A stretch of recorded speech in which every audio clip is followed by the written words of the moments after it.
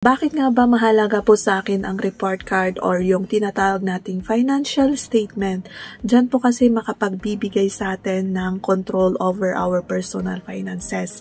And then kung gusto mo talagang mag-shift from employee to self-employed, from self-employed to business owner or an investor, pwede mo pong magamit itong financial statement po ninyo.